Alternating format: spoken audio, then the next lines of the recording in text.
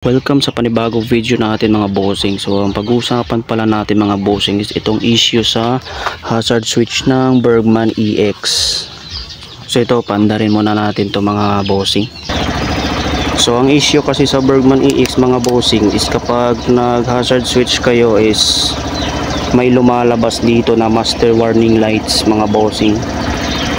Ayan, habang tumatagal mga bossing is may lumalabas dito na master warning lights mga bossing. So yan po ang kanyang issue sa Bergman EX kapag nagpapalit kayo ng hazard switch. So, hindi kasi pwede mga bossing na hazard switch lang ang inyong papalitan. So dapat papalitan nyo rin yung flasher relay na adjustable mga bossing.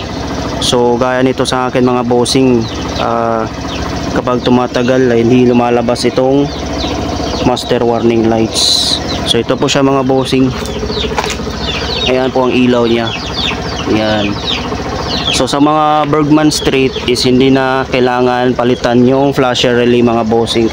So sa atin Bergman EX sensitive kasi sa atin mga bossing. So kailangan natin palitan yung stock na flasher relay mga bossing para hindi po lumabas yung master warning lights. Ayan mga bossing.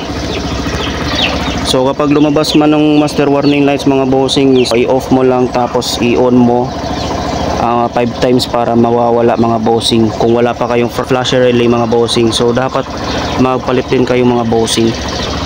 So ang hazard switch mga bossing ay ginagamit lang ito kung naka-park ka.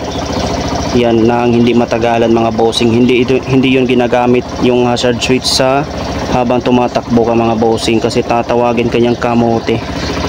So yan po ang purpose ng hazard switch mga bossing, hindi yung pinapatakbo mga bossing. So except lang siguro kung emergency. Pero sa Bergman Street mga bossing, hindi na kailangan ng flasher relay mga bossing. Kahit hazard switch na lang pwede na sa Bergman Street. Pero sa Bergman EX kailangan talaga palitan ng flasher relay mga bossing.